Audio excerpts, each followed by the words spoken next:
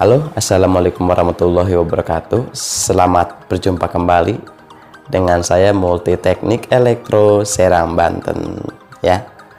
Nah, kali ini saya akan membahas kulkas ya. Kulkas tentunya kulkas 2 pintu ya. Karena kulkas 2 pintu itu banyak sekali komponen-komponennya ya. Jadi bikin bingung kan? Ya, bikin bingung. Jadi komponen apa sih dan fungsinya buat apa sih? Pasti bikin bingung teman-teman di sini. Langsung aja ya kita bahas satu persatu ya. Tentunya mulai dari bawah ya, komponen dari bawah yang namanya itu relay. Ini namanya relay ini. Tuh, ini namanya relay ataupun PTC ya. PTC. Ini fungsinya itu ya, PTC ataupun relay itu fungsinya itu untuk starting ya, starting awal gitu kan, starting awal. Jadi starting untuk menghidupkan kompresor ya, kompresor kulkas. Kalau nggak ada PTC ini ataupun relay ini, maka kompresor pun tidak akan bekerja ataupun tidak akan hidup ya. Kompresor tidak akan hidup. Itu namanya relay. Nah, relay ini berfungsi untuk menghidupkan ataupun starting awal saja ya. Dan dia kalau setelah panas ya, setelah relay ini panas, dia akan memutus sendiri ya. Paham ya? Dan yang kedua ya, Nah, yang kedua itu masih berhubungan dengan kompresor ya. Masih berhubungan dengan kompresor. Nah, yang kedua itu overload ya. Overload. Ya, paham ya? Overload itu untuk sebetulnya overload itu sama aja dengan fuse ya, fuse. Jadi overload itu jika overload itu menyambung ya, maka kompresor pun akan hidup ya jika menyambung. Dan jika memutus overload itu, maka kompresor pun akan mati. Nih, namanya overload itu ini seperti ini. Ini overload dari kompresor ya. Di kompresor tuh ini overloadnya seperti ini. Jadi macam-macam, kebanyakan pada umumnya overload tuh seperti ini ya, overload kompresor itu seperti ini. Jadi kebanyakan pada umumnya ya. Jadi dia fungsinya untuk pengaman juga ya, pengaman kompresor. Kalau kompresornya sudah overheat ya ataupun panas berlebihan, maka overload ini akan memutus dengan sendirinya. Jadi untuk pengaman juga ya, maka overload ini akan memutus dengan sendirinya. Kalau tidak dipasang ya, kalau misalkan kita langsungkan saja lah kok tanpa overload, jangan ya, nggak boleh seperti itu. Kenapa nggak boleh seperti itu? Maka nanti kalau kompresornya sudah terlalu panas berlebihan ya, tidak memasang overload ya, secara di bypass, maka nanti kompresor akan terlalu berlebihan panas dan akhirnya kompresor akan jebol ya, akan terbakar dalamnya ya, kumparan kompresor akan terbakar. Itu untuk overload ya. Maka diwajibkan jangan sampai sekali-sekali jangan sampai tidak dipasang overload kalau ingin selamat kompresormu ya.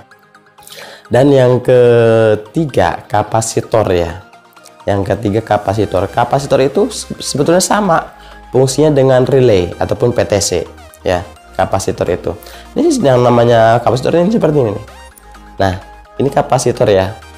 Jadi kapasitor ini fungsinya starting ya. Starting kalau kebanyakan 2 pintu yang menggunakan kapasitor ya. Kebanyakan 2 pintu menggunakan kapasitor karena 2 pintu harus membatanya, tekanannya harus lebih kencang ya, tekanan awalnya, start awalnya harus lebih kencang. Itu makanya kebanyakan 2 pintu menggunakan kapasitor seperti ini. Sama starting juga, cuman hanya kalau kapasitor tidak memutus terus menerus itu kan untuk startingnya terus menerus, tidak seperti relay ataupun PTC. Itu untuk kapasitor ya, kapasitor. Jadi seperti ini ya kapasitornya. Ada yang modelnya model kapasitor tuh ada yang kotak ya, kotak seperti ini, ada juga yang kayak gelas ya, kayak gelas, jadi persegi ya, namanya persegi ya. Kayak gelas gitu kan, ini kayak gini. Itu kapasitor ada dua macam gitu kan ya, ada dua macam seperti ini yang bulat dan yang kotaknya seperti ini. Nah ya, itu yang kotaknya, fungsinya sama juga kok. Kapasitor seperti ini walaupun dibolak-balik ya, itu tidak masalah karena arusnya arus AC. Oke, arus AC. Kalau arus DC tidak boleh ya gitu. Ini namanya kapasitor untuk starting ya, untuk starting. Jadi walaupun dibolak-balik karena arus AC itu kan arus bolak-balik ya, harus bolak-balik, mau ke sini juga boleh, mau ke sini juga boleh gitu ya, boleh. Itu mau dibalik-balik juga nggak apa-apa. Itu untuk kapasitornya. Itu jadi untuk kapasitor sudah dibahas ya kita ya. Dan untuk sekarang untuk timer. Nah ya, timer. Kalau untuk timer ya, fungsinya timer itu nih. Jadi timer itu seperti ini nih. Nah, ini timer namanya ya, timer. Jadi fungsinya itu untuk menghidupkan kompresor secara bergantian ya. Itu secara bergantian fungsinya. Jadi kalau misalkan timer itu menunjukkan ke, kan timer itu kan ada 1.3 dan 1.4 ya. Tipenya ada tipe 1.3 dan 1.4. Kalau misalkan kita contohnya aja, kita pakai timer 1.3 misalkan ya, ataupun 1.4, 1.3 aja ya, 1.3 aja. Sebetulnya sama aja secara kerjanya sih ya, sama aja cara kerjanya. Untuk timer 1.3 dan 1.4 sama aja cara kerjanya, cuman beda jalur saja ya. Fungsinya itu untuk menghidupkan kompresor ya, fungsinya. Jadi bergantian.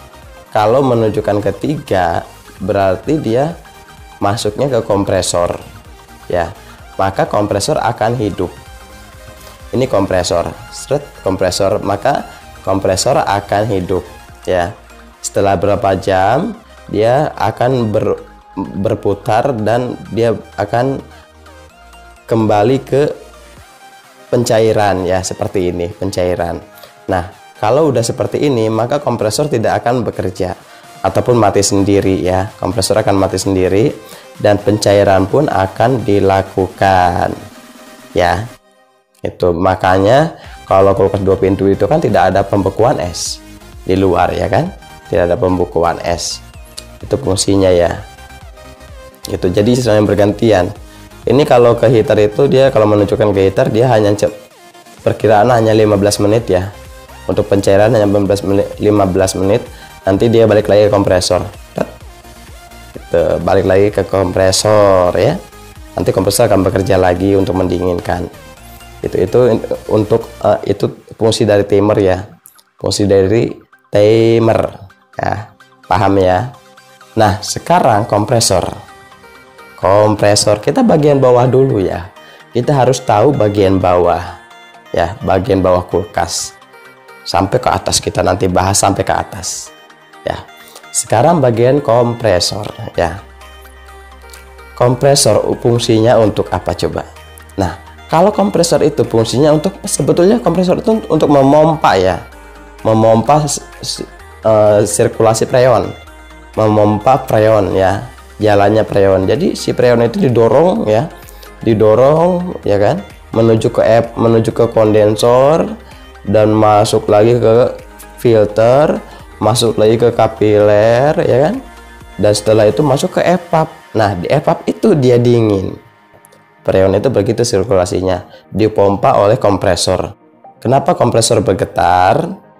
Karena kompresor itu memompa ya, dalamnya itu yang memompa, terus mendorong si freon ya menuju ke evap ya kan, menuju ke evap, didorong sama kompresor itu.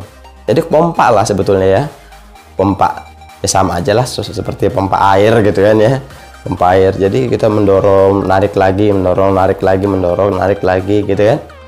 Itu sama kompresor juga seperti itu, didorong ke arah kondensor Nah, didinginkan oleh kondensor. Kondensor tuh seperti ini ya. Nih, seperti ini kondensor. Ya, ini kondensor. Gitu kan. Dan ini kompresor. Ya, jangan salah. Kondensor. Satu lagi, kompresor. Ya, jangan salah. Dan fungsi dari kondensor untuk mendinginkan sirkulasi freon ya. Freon itu kan kalau sudah ada di kompresor, maka dia akan panas dan didinginkan, disemburkan oleh kompresor menuju ke kondensor, dan di kondensor itu akan didinginkan ya kan. Jadi untuk pendinginan lah, mendinginkan ya kondensor itu ya. Lebih banyak kondensor, maka akan lebih dingin lagi nanti si freonnya ataupun kulkasnya ya kan. Dan sekarang kita membahas fuse ya. Fuse dari dalam evaporator. Di situ ada fuse ya. Fuse. Jadi fuse itu ya untuk sebetulnya untuk pengaman juga sama ya. Fuse itu. Fuse untuk pengaman ya. Kalau misalkan evaporatornya maksudnya heaternya terlalu panas ya kan, maka nanti akan fuse itu akan memutus ya. Fuse itu akan memutus dengan sendirinya. Kalau nggak memutus, kalau misalkan tanpa fuse ya kan, maka nanti ruangan akan meleleh karena terlalu panasnya heater ya. Itu fungsinya untuk fuse. Fuse itu seperti ini nih ya. Nih, ini fuse ya. Ini fuse ya kan, ini fuse. Sekarang kita membahas heater. Nah, untuk heater ya kan, untuk mencairkan pembekuan es gitu. Kalau misalkan itu tentunya di kulkas 2 pintu ya. Tentunya di kulkas 2 pintu untuk pembekuan es, tentunya di kulkas 2 pintu. Nah, kalau sudah ada pembekuan es ya, sudah rapat pembekuan es ya kan, maka heater seperti ini ya kan, heater ini akan memanas ya kan, akan memanas. Jadi untuk pencairannya, untuk mencairkan, heater ini untuk pemanas ya. Kalau ada pembekuan es, heater secara otomatis dia akan panas dengan sendirinya untuk mencairkan, tidak akan lagi pengoblokan, ngeblok es ya. Soalnya kan kalau 2 pintu kan nggak boleh ada batu esnya ya, nggak boleh ada ngeblok salju ya, maka dicairkan oleh heater itu. Jadi untuk pencairan gitu. Dan sekarang kita bahas termostat. Kalau termostat itu fungsinya buat apa? Nah, termostat itu seperti ini ya. Ini namanya termostat ya. Dan fungsinya untuk mengatur suhu untuk mengatur suhu dingin yang kita inginkan. Kalau nggak ada termostat, maka kulkas akan bekerja terus ya, tidak ada pencairan. Jadi kompresor itu akan terus bekerja tanpa adanya istirahat ya kan. Itu untuk fungsinya termostat. Jadi kalau misalkan suhunya kita mau setengahnya saja ya kan, tidak terlalu membeku, asal dingin aja gitu ya, tidak terlalu membeku, maka kita putar ke angka 3 gitu ya. Kita putar ke angka 3. Dan kita kalau misalkan pengen cepat ya pembekuan esnya, maka kita putarkan full saja termostat itu. Ya, termostat itu seperti ini ya, jangan lupa ya, seperti ini termostat itu.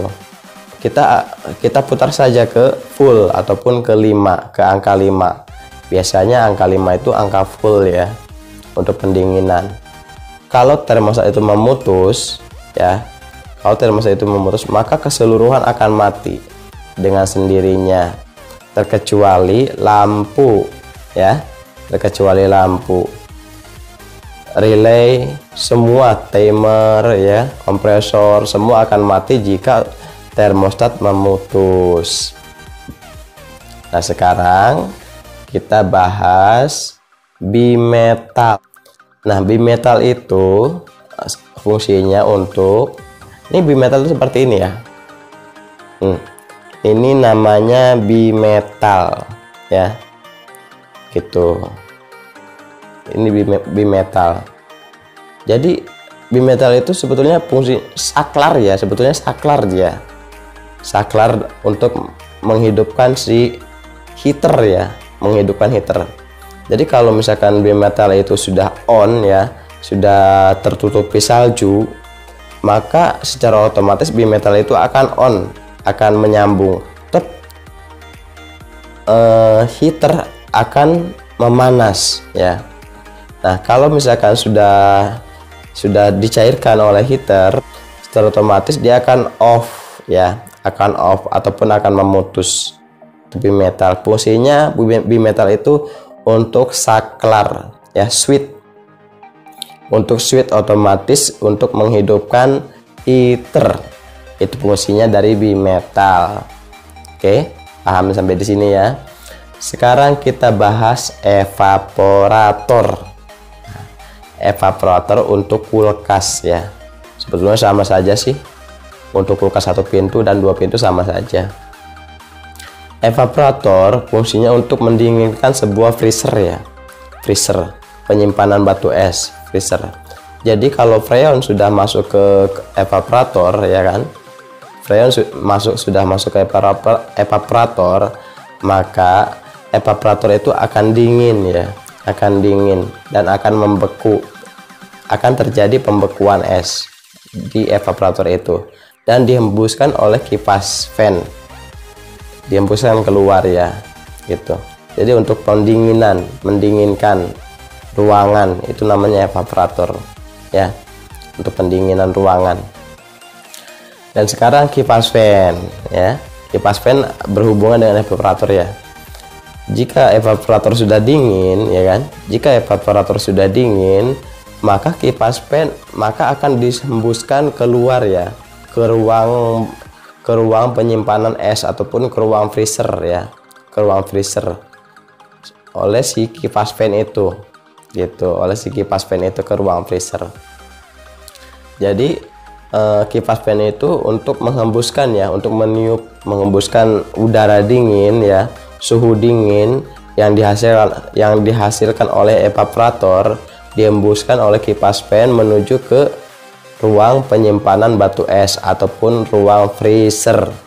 Itu itu fungsi dari kipas fan ya.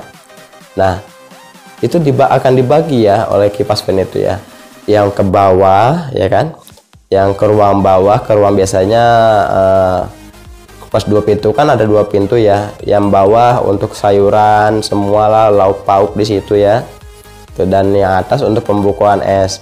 Nah, ke bawah dan ke atas dihembuskan oleh kipas fan itu ya, kipas fan itu dihembuskan ke bawah dan ke atas, itu untuk menghembuskan kipas fan ya. Oke lah, sudah paham ya, sekarang sudah paham untuk pembahasan kulkas. Mudah-mudahan bisa dipahami ya, mudah-mudahan bisa dipahami. Dan silakan yang ingin bertanya ataupun silakan yang ingin menambahkan ya, menambahkan kalau misalkan ada yang kelupaan ya dari saya, mohon dimaklum. Silakan ditambahkan kalau misalkan ada yang kelupaan dari saya, mohon dimaklum. Silakan saja ditambahkan ya. Mungkin sampai di sini saja ya untuk pembahasan kulkas. Nanti saya akan membuatkan tutorial tentang skema ya, skema kulkas. Jadi sekarang untuk komponen-komponennya dulu saya kasih tahu ya, fungsi dari komponen dan nama komponen ya. Itu saya sudah dibahas di sini ya. Dan sekarang nanti lain waktu saya akan membahas skema dari kulkas 2 pintu ya kan, skema dari kulkas 2 pintu. Karena kalau kita sudah paham dengan skema kulkas 2 pintu, maka kita akan bisa merubah kulkas inverter menjadi kulkas timer ataupun kulkas manual. Maka nanti pahami ya nanti skemanya. Nanti saya akan buatkan skemanya ya. Skema untuk kulkas 2 pintu saya akan bahas, saya buatkan skemanya dan saya akan bahas ya. supaya teman-teman di sini bisa merubah, ya kan, merubah kulkas inverter menjadi kulkas manual, ya, kulkas modul menjadi kulkas manual ataupun kulkas timer, ya, itu. Oke, mungkin sampai di sini saja tutorial ataupun konten kali ini. Mohon dimaaf kalau ada kesalahan, mohon dimaaf kalau ada kekurangan dari kata-kata saya, dan silahkan ditambahkan di kolom komentar jikalau ada yang kekurangan. Silahkan ditambahkan di kolom komentar, ya kan? Itu untuk menambahkan. Oke, sampai di sini saja. Wassalamualaikum warahmatullahi wabarakatuh. Salam dari saya, Multi Teknik Elektro Serang, Banten. Wassalamualaikum warahmatullahi wabarakatuh.